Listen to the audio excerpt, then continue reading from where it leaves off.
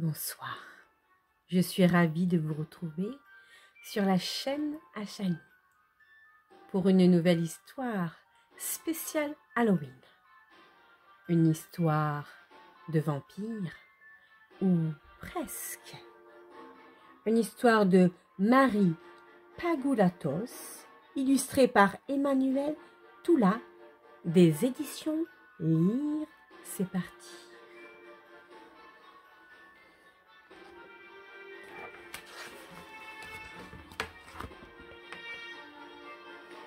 Angus von der Strachen, Gus pour les intimes, vit dans un immense et lugubre château, quelque part en Autriche. Jusque-là, rien de bien extraordinaire. Pourtant, Gus n'est pas n'importe qui. Il est le petit-fils du cousin de l'arrière petit-neveu du frère de la grand-tante de Dracula en personne. Ou peut-être bien de son voisin. Enfin, c'est un vampire, quoi.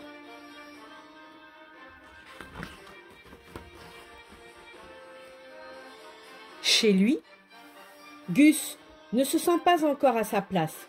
Normalement, à son âge, on a déjà de belles grosses canines bien pointues, prêtes à mordre tout un tas de coups appétissants.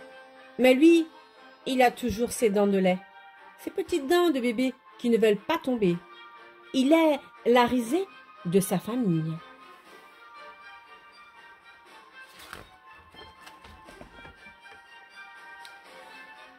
Chaque soir, les frères de Gus effectuent leur petit rituel quotidien aiguiser leur croc.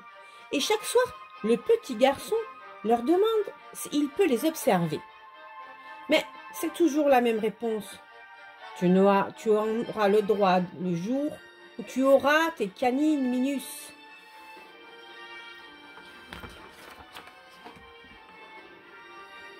Heureusement, Gus peut compter sur ses deux meilleurs amis, la momie, tout en carton, appelée aussi Karl, et Dodd, une poupée vaudou. Ces trois-là sont inséparables et ensemble, ils font les 400 coups. Cette nuit-là, Gus a quelque chose à leur montrer. Il est bien décidé à devenir un vrai vampire. Comme il est futé, il a trouvé une astuce pour s'entraîner à en être un. Parfois, lorsque son grand-père fait la sieste, il se faufile dans sa chambre pour lui faire un drôle d'emprunt.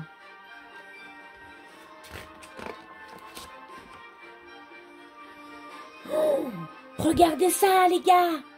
Gus se retourne, fourre l'objet dans sa bouche et s'adresse à nouveau à ses copains, dans un grognement presque incompréhensible. Grand! Ah! Véfuit le terrible Dracula fromblé! Au lieu de partir en courant, Karl et Dodd éclatent de rire, au grand désespoir de Gus, qui était pourtant certain de les effrayer.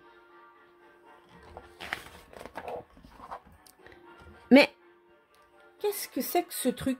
Demande Karl, en pointant du doigt la bouche de Gus. Oh, rien du tout, lui répond-il, déçu de son effet raté. Je voulais justement m'entraîner, mais c'est même pas ma taille. Au même instant, dans la pièce voisine, on entend Papy ronchonner tout seul. Par mes pustules de tante Ursule, où est encore passé ce fichu dentier?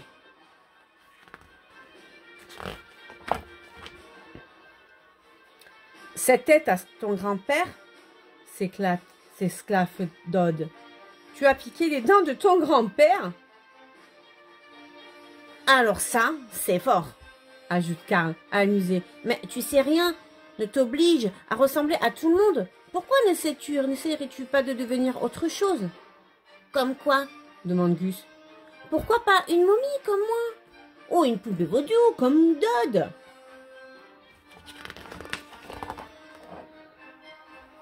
Gus n'a jamais pensé qu'il pouvait suivre un autre chemin que celui de ses ancêtres. Finalement, cette idée lui plaît bien. Et puis, il a déjà tout tenté pour faire tomber ces maudites connotes, sans succès. Que dois-je faire pour devenir une poupée vaudou?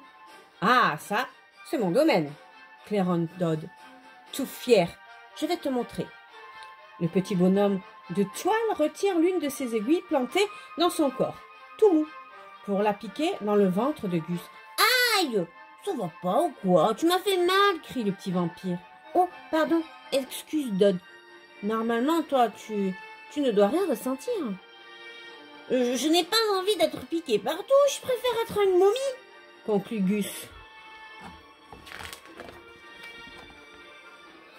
Karl est ravi. Il va pouvoir transformer son copain à son image. Une momie? Rien de plus simple, dit-il. Tu as des bandelettes. Des bandelettes? Non, je ne crois pas. Bon, attends-moi là. Je dois aller au petit coin. Une minute plus tard, Karl réapparaît, un rouleau de papier toilette à la main. Qu'est-ce que tu fais avec ça? Oh, bouge pas, tu vas voir. Ferme les yeux et laisse-moi faire. Karl se met à tourner autour de son ami avec le papier. En un instant, Gus est totalement saucissonné et ressemble à une vraie momie. Karl tend à son ami un petit miroir pour qu'il puisse s'y admirer. « Je me vois dedans, je me vois dedans !» s'écrie Gus tout étonné. « C'est un peu le principe du miroir, Gus !» se moque Dodd. « Tu oublies que c'est un vampire, et les vampires n'ont pas de reflet !» le défend Karl.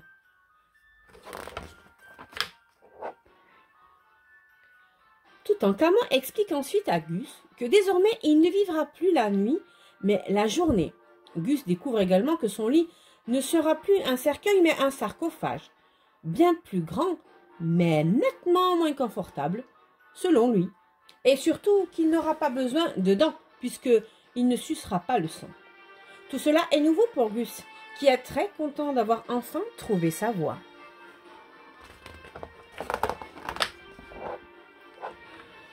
Après avoir bien réfléchi, Gus prend une grande décision. Il va annoncer à ses parents qu'il veut devenir une momie. Une fois la famille réunie, il prend une grande respiration et se lance. Papa, maman, papy et mes frères. J'ai mangé des tas de bonbons, croqué dans des tas de cailloux et même kidnappé la petite souris pour qu'elle fasse tomber mes dents. Mais rien n'a fonctionné et mes canines ne veulent pas pousser. J'étais triste de ne pas pouvoir faire votre fierté. Mais maintenant, j'ai compris que je pouvais être n'importe qui. Alors, j'ai choisi de devenir une momie. Tous sont sous le choc. Maman pleure en serrant Gus dans ses bras et ses larmes coulent sur les bandelettes improvisées. « Oh maman, s'il te plaît, arrête de pleurer, » dit Gus. « Comme tu es mignon, tu t'inquiètes pour ta maman, » lui répond-elle tout émue. « Oui, mais c'est surtout que tu fais fondre mon papier toilette, » se plaint le garçonnet. En effet, tout est mouillé et ressemble plus à un gros mouchoir usagé qu'à autre chose, ce qui fait bien rire tout le monde. L'atmosphère se détend peu à peu, quand tout à coup, Papy regarde Gus et s'écrie.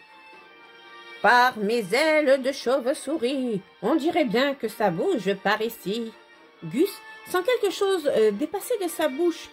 Il passe doucement sa langue dessus et comprend aussitôt de quoi il s'agit. Oh, ça y est, ouh, je suis un vrai vampire avec de vrais crocs. Oh, youpi! Comment est-ce possible sans avoir perdu tes dents de lait? Demande Karl. Cela arrive parfois chez les vampires, explique Papy. C'est très rare, mais on appelle ça la crise des dents naissantes. Vous voulez dire la crise d'adolescence? Le reprend Dodd. Non, la crise des dents naissantes, confirme Papy. Après toutes ces émotions, Papa et Maman invitent Karl et Dot pour la soirée et une grande fête est organisée en l'honneur de Gus. Devenu officiellement vampire, ses frères lui apprennent à se tailler les canines dans les règles de l'art, tandis que son papy, lui, propose de lui trouver un beau coup à croquer. C'est gentil, mais je crois que tout ça n'est pas pour moi, finalement. Et puis, je déteste la vue du sang, alors non merci. Quoi? Toute cette comédie juste pour ça? Gus a compris que ce qui est important dans la vie, ce n'était pas de ressembler aux autres ou de lui faire comme eux. Se sentir bien en restant soi-même, c'est ça qui rend heureux. Fin. Voilà. J'espère que l'histoire de Gus vous a plu.